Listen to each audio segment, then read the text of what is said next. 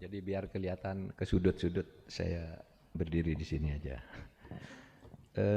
Tadi saya mencatat pertanyaan pertama justru dari Pak, sebelum Mas Bintang Wijaya ya, dari Pak Arijito tadi. Lalu kalau masalahnya pelik seperti itu, apa? Pak Mahfud tadi kan menyampaikan banyak masalah gitu. Apa yang dilakukan oleh Pak Mahfud, oleh pemerintah? Saya kira kalau yang dilakukan itu sudah sangat banyak dan diketahui oleh publik. Cuma masalahnya jauh lebih banyak. Sehingga kalau saudara apa yang saya lakukan ya membongkar kasus-kasus itu. Tapi seberapa besar kekuatan Mahfud? Misalnya begini, saudara. Kemarin tuh ada orang korupsi menguasai perkebunan sawit negara puluhan ribu hektar itu selama 22 tahun. Minta hanya didenda dengan hukum administrasi sesudah ketahuan. Berapa dendanya selama 22 tahun? Itu pajaknya kira-kira cuma 375 M kalau dihitung pajak. Tapi kita tidak mau, kita pidanakan. Tahu enggak, di pengadilan itu dihukum 16 tahun dengan keharusan mengembalikan kekayaan negara karena kerugian uang negara dan ekonomi negara sebanyak 42 triliun. Jadi kerugian negaranya itu 2 triliun dari pajak dan denda-dendanya. Ekonomi negaranya itu yaitu penghasilan yang kemudian merusak tatanan perekonomian, tindak pidana pencucian uang dihitung 40 triliun, dikabulkan oleh hakim. Tapi di tingkat Mahkamah Agung kalah lagi. Itu misalnya ya yang kita lakukan, kita tidak mau menyelesaikan ini administratif tapi harus pidana. Pidananya hanya dapat 2 triliun, akhirnya dari 42 dipotong menjadi 2 triliun dan hukumannya tetap 16 tahun. Sudah inkrah. Coba bayangkan 2 triliun 16 tahun hanya membayar 375 triliun. Itu pun masih mau kita perkarakan lagi. Dari kejahatan korporasinya kalau begitu sekarang. Itu kan orangnya tadi. Nah sekarang korporasinya. Atau pencucian uangnya. Mau kita kejar. Nah itu yang kami lakukan. Kalau ada yang begitu kita kejar. Tapi saudara, banyak sekali, ratusan atau ribuan masalah. Sementara yang kita jangkau mungkin sebulan, 2, 3 gitu. Nah kan kita yang kita bicarakan bagaimana yang lebih sistemik. Coba, saudara tahu orang namanya Surya Darmadi. Itu melakukan penipuan triliunan. Milik nasabah koperasi, tiba-tiba bebas. Oleh pengadilan dibebaskan. Bebas murni. Nah kalau sudah bebas murni kita tidak bisa naik banding tapi langsung ke kasasi. Langsung ke kasasi saya bilang kalau ini tidak dihukum, saya akan buka kasus lain untuk orang ini. Karena kasusnya banyak, ini kan nasabah. Kalau setiap nasabah dipanggil satu-satu suruh mulai, kewalahan dia. Akhirnya apa? Sekarang dihukum oleh Mahkamah Agung dengan hukuman 16 tahun penjara dengan denda 12 miliar. Nggak apa-apa, tapi orang bebas kita penjarakan. Gitu. Banyak yang begitu. Sambo, saudara, Sambo. Lah semua orang tahulah kasus Sambo itu. Itu rekayasanya sudah jelas, si Eliezer itu suruh ngaku, lalu kalau sudah ngaku, saya yang membunuh karena terpaksa, kasus ditutup, orang terpaksa kok. Tapi kita buka, kita pertaruhkan, saya pertaruhkan semuanya ini harus diungkap karena ini tidak masuk akal dari sudut apapun. Sampai detik-detik terakhir masih tidak ngaku, sehingga akhirnya Eliezer coba didekati, akhirnya ngaku, buka semua, dan sampai sekarang. Dan yang lain-lain lah, kita banyak kerjakan. Tapi kita kan tidak akan bicara kasus per kasus. Kalau kasus per kasus bisa seperti tadi yang nyebut Artijo, hebat Artijo. Tapi apa dengan adanya Artijo lalu korupsi hilang? Enggak. Karena Ini bukan soal orang, bukan soal ada Artijo atau Mahfud atau siapa, gitu. Ini soal kita, gitu. Kalau cuma orang sih, ya banyaklah orang yang bisa dicari, dimunculkan seperti ini. Tapi persoalan dasarnya apa di situ, kan itu. Nah, saudara Bintang Wijaya, ya tidak ragu saya kepada Pak Mahfud, tapi terus terang gundah. Karena apa misalnya terjadi pelemahan KPK. Iya, jadi begini saudara. Ketika undang-undang KPK yang baru ini diundangkan, kan muncul gerakan dari kampus-kampus menolak, masyarakat sipil menolak, mahasiswa menolak. Akhirnya Pak Jokowi pada bulan September itu mengumpulkan tokoh-tokoh kampus dan tokoh-tokoh civil society serta para negarawan-negarawan sudah sepuh lah.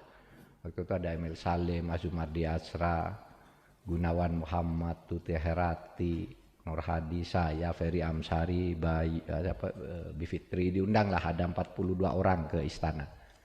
Pada waktu itu kita katakan itu salah tuh undang-undang. Terus gimana? Waktu itu dicabut aja malah di Perpu. Waktu itu Pak Presiden setuju. Saya belum menteri waktu itu, belum menteri. Itu tahun 2019. Presiden itu, wah itu menarik tuh. Dibatalkan undang-undang KPK melalui Perpu. Saya ditunjuk untuk menjadi juru bicara tim itu. Dan kemudian menggarap lebih lanjut. Sudah, ramai setuju semua. Tapi kemudian saudara,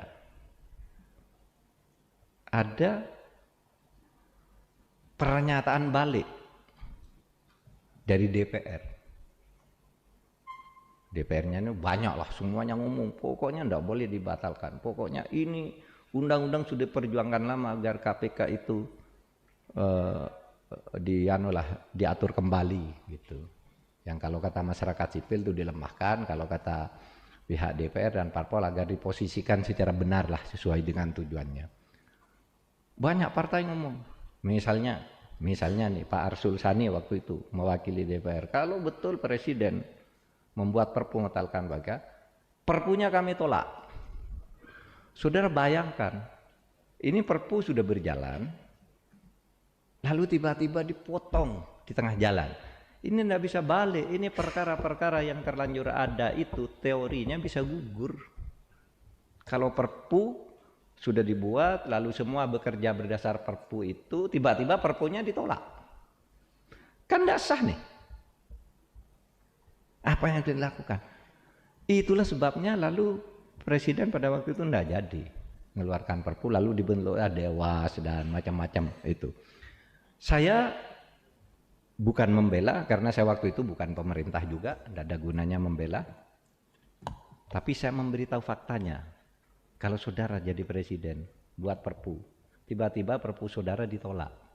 Nah kalau sekarang kita mau buat Perpu, dulu, pancing dulu, tes DPR itu kayak apa kira-kira sikapnya gitu. Mengerti enggak terhadap persoalan? Kalau mengerti, jalan Perpunya. Kalau waktu itu terus Perpunya ditolak gimana dong? Nah itu masalahnya, dan itu yang menyebabkan kemudian KPK ya seperti sekarang. Mari kita perbaiki ke depannya nih bagaimana ya, termasuk pemecatan pegawai. Apa tuh yang dilakukan Pak Mahfud misalnya? Ya kita anggap pemecatan pegawai itu secara formal benar. Karena apa? Karena memang orang KPK itu dulu bukan ASN, tapi diangkat sebagai pegawai tetap KPK, bukan ASN, sebagai pegawai tetap gitu di KPK, namanya bukan ASN. Lalu karena ada undang-undang baru harus jadi ASN. Ketika mau jadi ASN ada syarat harus diuji lagi. Apa penghayatan kebangsaannya itu tadi. Nah sesudah tidak uji, orang yang baik-baik ini terbabat semua tuh, dibabat semua, babat semua. Nah saudara, secara hukum sudah selesai. Tapi pada waktu itu saya dan Pak Pratikno itu mencari jalan. Gimana caranya? Ini orang bekerja baik-baik. Apa? KPK-nya tidak mau nerima. Pokoknya udah tidak lulus, tidak bisa.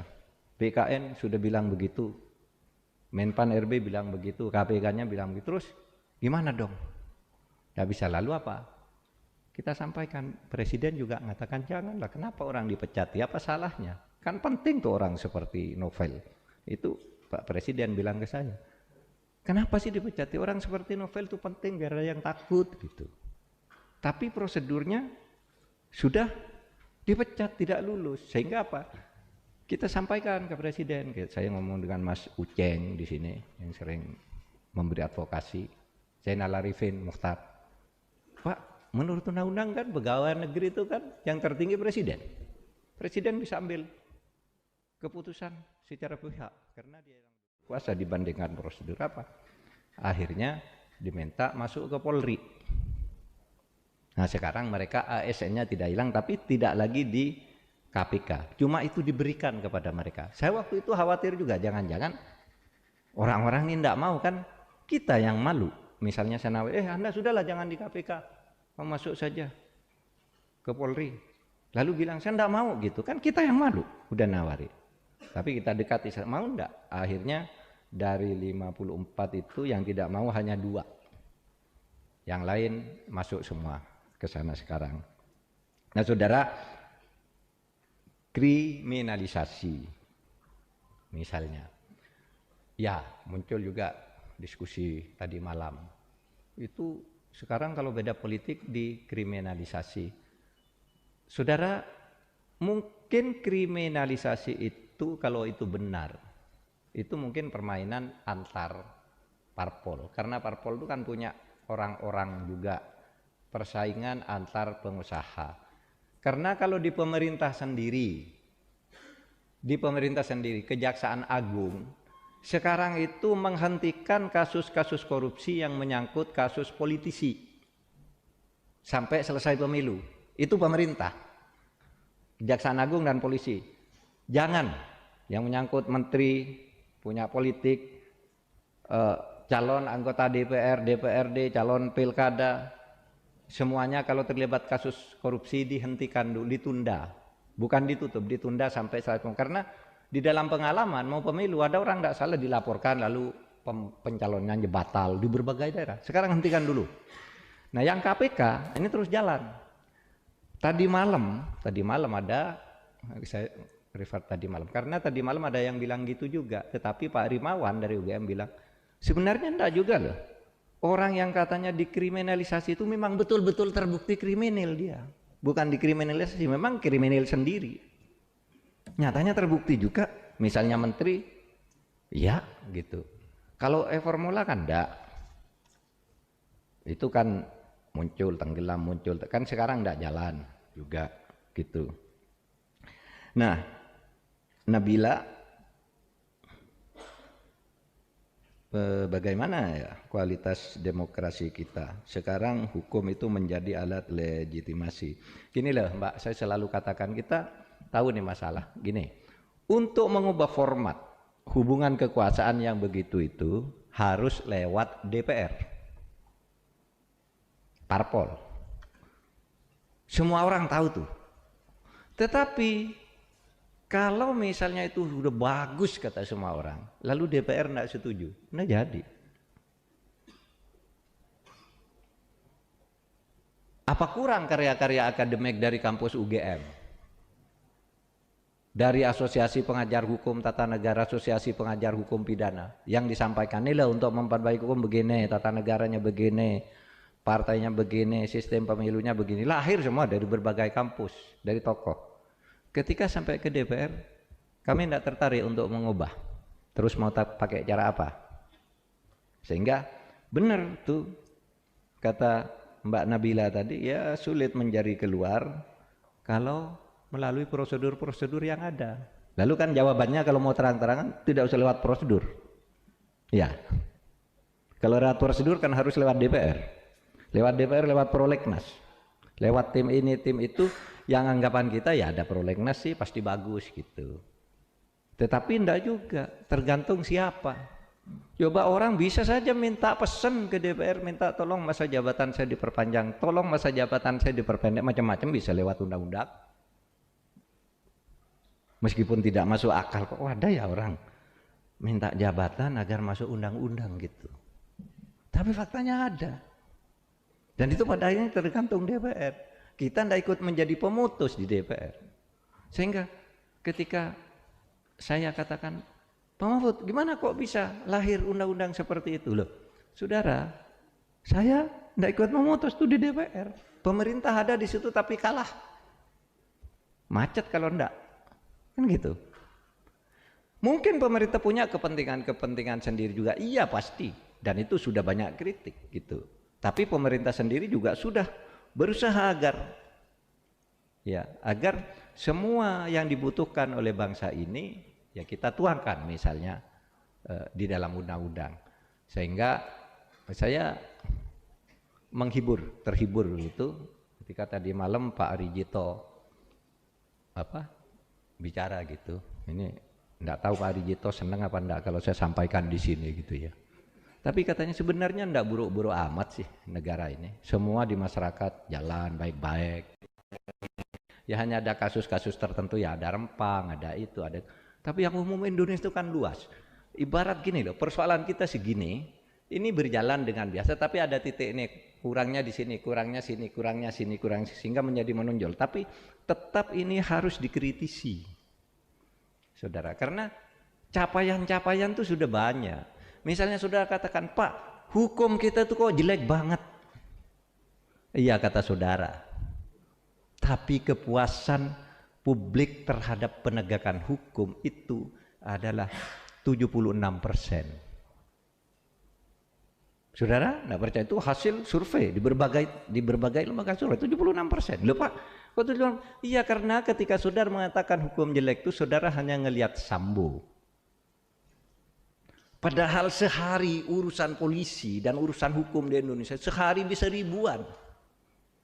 Kalau sebulan bisa 300.000 urusan hukum. Nah dalam sebulan muncul dari 300.000 itu muncul 5 kasus. Kan berarti yang lain bagus. Ini kalau mau lihat objektifnya yang saya pahami dari Pak Arijito. Tapi kalau pemahaman saya keliru tentang ini nanti jelaskan. Bukan itu Pak maksud saya gitu, jelaskan nanti. Tapi saya selalu menjelaskan seperti itu. Saudara ada di sini aja tuh, polisi di depan nih yang menjaga agar kita aman, agar kalau nanti ada yang berkelahi beres. Itu ada polisi mengamankan kita dan itu di berbagai tempat. Sementara polisi yang nakal hanya ada satu bergabung dengan 5 polisi lain, memeras orang, ngerampok, nembak, itu pun sembunyi-sembunyi. Nah sementara polisi yang lain di seluruh Indonesia itu banyak. Banyak juga polisi yang misalnya dengan tertatih-tatih setiap hari gajinya diantar ke rumah yatim piatu, ke rumah yang di NTT itu mendirikan rumah jompo orang tua, dia dirikan sendiri, gajinya kecil tapi secara umum Indonesia itu begitu luas gitu. Sama coba TNI itu dulu zaman Orde Baru itu paling dibenci, sekarang bertahun-tahun setiap survei nomor 1 dia rankingnya, aparat yang paling baik. Saudara, jangan bayangkan saudara, sebelum tahun 98, seorang Mahfud, seorang rektor, ibu, bisa duduk dengan seorang legend di sampingnya. Nggak ada. Dulu kelasnya kopral. Sekarang seorang legend bisa bersama saya tuh, bintang 2, bintang 1 ikut. Karena sekarang TNI itu sudah jauh memposisikan diri ke proses yang lebih demokratis. Ini kalau mau bicara capaian begitu gitu. Saudara, buka saja semua hasil survei siapa saja. Tingkat kepercayaan publik terhadap aparat-aparat ini tertinggi Polri, TNI. Di bawah itu Kejaksaan Agung. Baru ada Polri di bawahnya. Nah, kalau kepercayaan publik terhadap personal kepemimpinan itu presiden yang tertinggi. Tapi terhadap institusi lembaga kepresidenan masih di bawah TNI lembaganya, tapi Pak Jokowinya di atas, dia 82, tertinggi lah di dunia konon.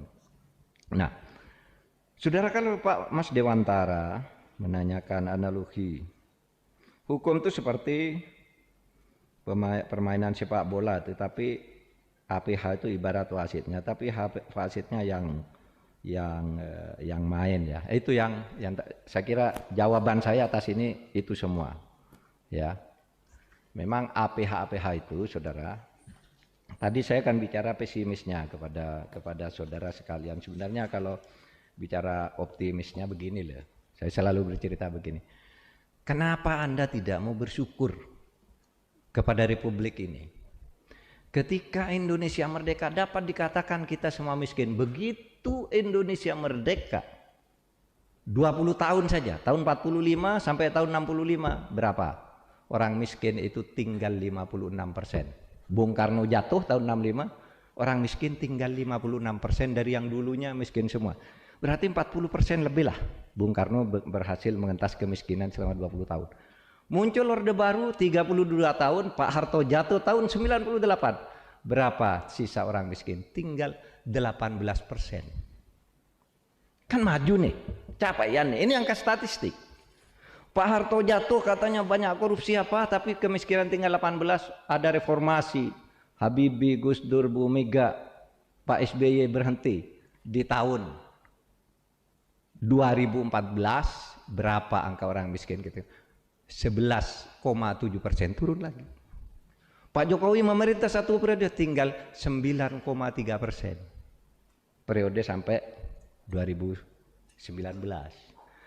Nah ini kalau mau dicapai capaian ukuran ekonomi, apakah itu betul Pak? Ya betul loh, nyatanya saudara ayah saya dulu enggak bisa sekolah, saya bisa sekolah.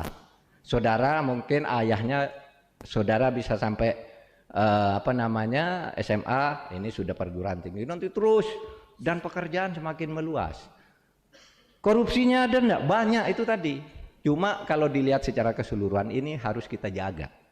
Ada hal-hal baik yang harus kita pertahankan. Ini kan tinggal memperbaiki hal-hal yang batu-batu besar yang ada di depan kita, ini harus kita kita singkirkan lah. Mas Uben dari MIPA UGM, kunci demokrasi adalah kebebasan.